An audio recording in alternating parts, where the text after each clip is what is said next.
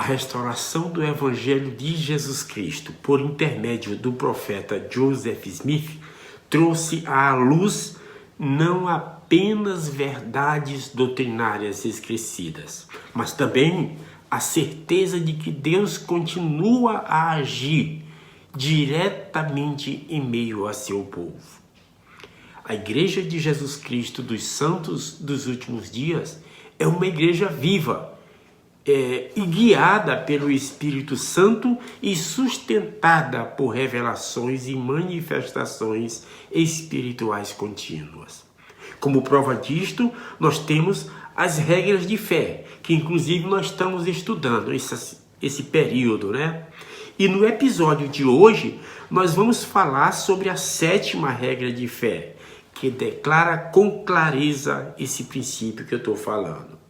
Diz a regra: cremos no dom de línguas, profecia, revelação, visões, cura, interpretação de línguas e etc. Essa afirmação não é apenas uma crença periférica, meu irmão. Ela se trata de um elemento essencial da identidade da Igreja de Jesus Cristo, que considera os dons espirituais como evidência concreta da presença do Espírito Santo entre nós. A doutrina dos dons espirituais, ela se fundamenta na verdade de que o Espírito Santo distribui os dons segundo a vontade de Deus, com o propósito de edificar a igreja, de fortalecer os membros e manifestar o poder do céu na terra. Em continuidade, eu quero falar com vocês um pouco sobre cada um dos dons citados pela 7ª regra de fé. E o primeiro da lista é o dom de línguas. Mas não se preocupe, tá? Eu não vou dizer of the king, the best, the power. Por favor, não me cancelem por isso, tá? Eu não resisti. É que tem um amigo querido em minha estaca, que ele sempre que a gente se encontra, ele brinca dessa forma comigo, ele diz essas coisas, tá? Altair, um abraço, meu irmão, gosto muito de você, tá? Mas vamos retornar à regra de fé, que é o que importa. O que precisa ser compreendido sobre o dom de línguas é que ele é a capacidade concedida pelo Espírito Santo de falar ou entender línguas que não conhecemos ou não dominamos.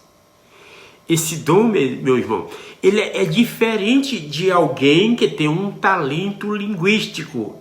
Ele está diretamente associado à obra de Deus, especialmente na pregação do Evangelho. No dia de Pentecostes, lá nos primeiros apóstolos, os apóstolos falaram segundo o Espírito Santo lhes concedia que falassem. E os ouvintes de diversas nações os entenderam, cada um em sua própria língua. Isto está no Atos dos Apóstolos, tá?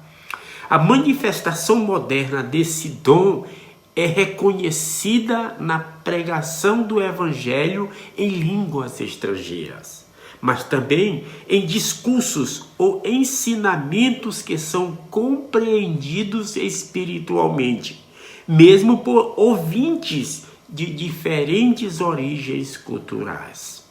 O próximo dom é o dom de profecia, que é o dom de receber e comunicar a palavra de Deus sob a influência do Espírito Santo.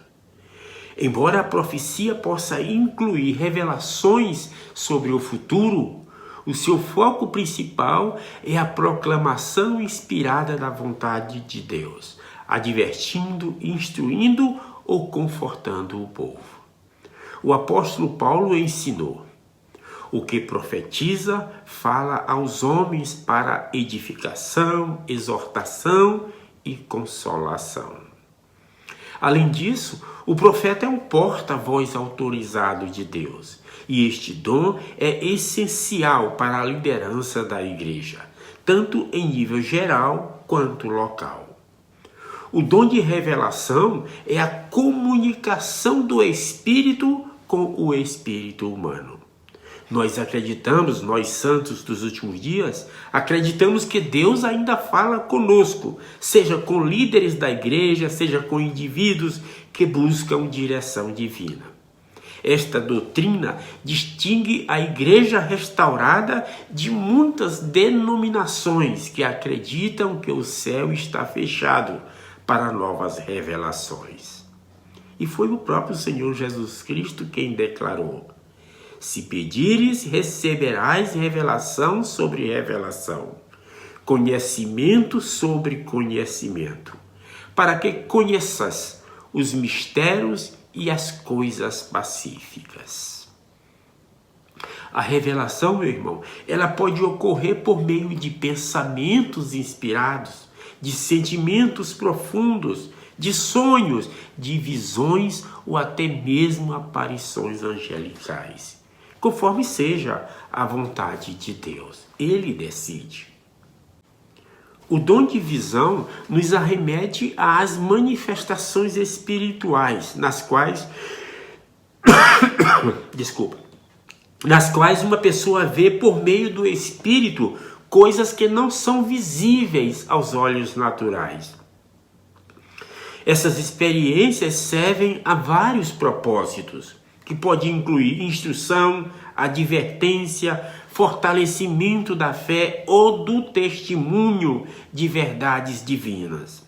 Joseph Smith e Oliver Cowdery, por exemplo, viram o Senhor Jesus Cristo no templo de Kirtland. Retirou-se o véu de nossa mente e abriram-se os olhos de nosso entendimento.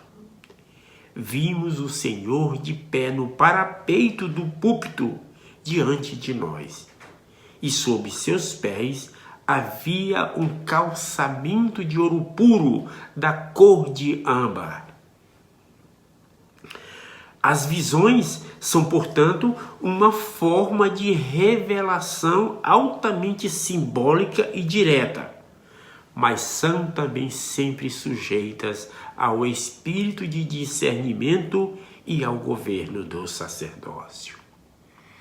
O dom de cura, outro dom maravilhoso, é uma manifestação do poder de Deus para restaurar a saúde física, mental ou espiritual. Mas isso só acontece de acordo com a fé dos envolvidos e a vontade de Deus.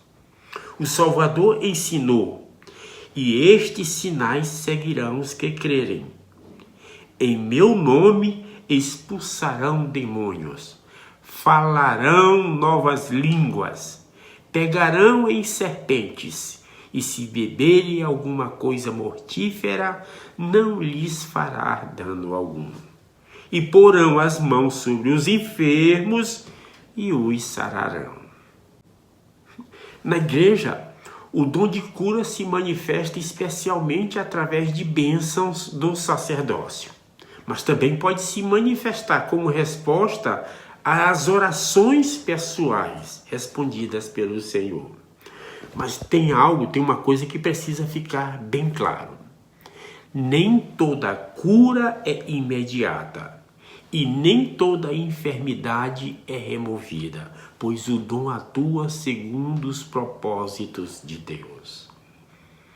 O dom de interpretação de línguas, outro dom maravilhoso. Este complementa o dom de línguas e consiste na capacidade de entender ou interpretar uma mensagem expressa em um idioma desconhecido. Isso garante a ordem e a edificação mútua quando esse dom é exercido publicamente. Sobre isto, o apóstolo Paulo instruiu: e se alguém falar língua estranha, faça-se isso por 2, ou quando muito 3, e um por vez, e que um interprete.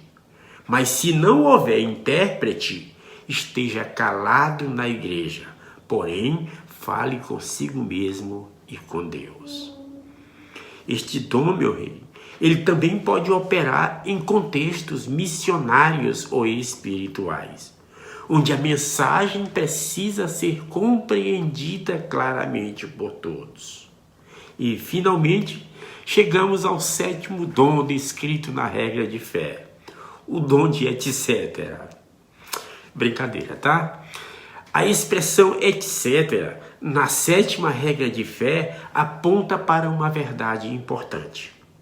Os dons espirituais são diversos e não se limitam a uma lista fechada.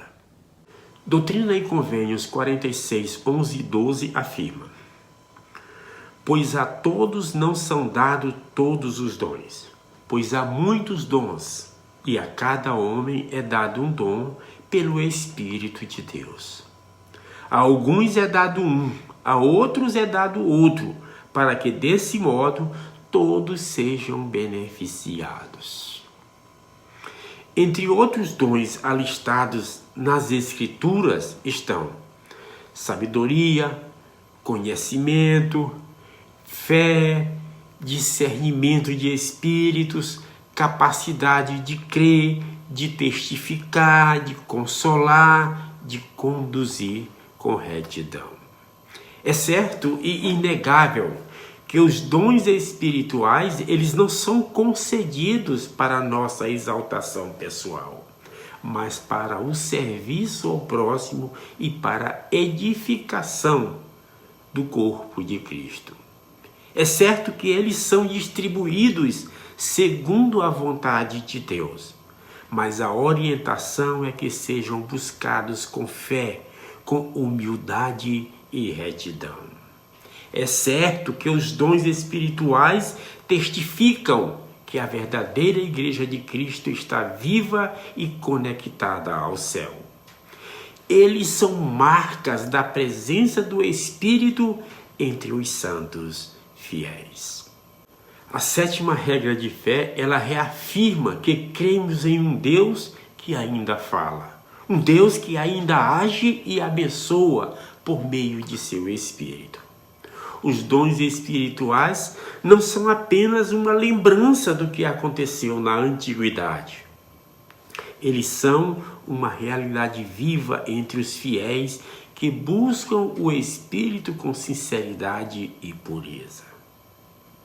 A presença contínua desses dons é uma evidência de que a Igreja de Jesus Cristo dos Santos dos últimos dias é a Igreja restaurada de Cristo, fundada sobre revelação moderna e autoridade profética.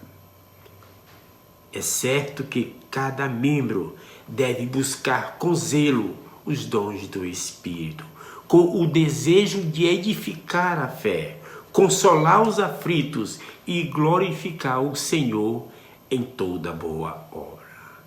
Em nome de Jesus Cristo. Amém. Fica com Deus, meu irmão.